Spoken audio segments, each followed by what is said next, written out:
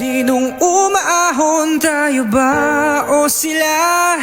Mga ngiti nila habang nakalubog ka pa sa napuntang bulsa. Pinaghirapan kong mga barya, minumulto na ng mga pangako nyo.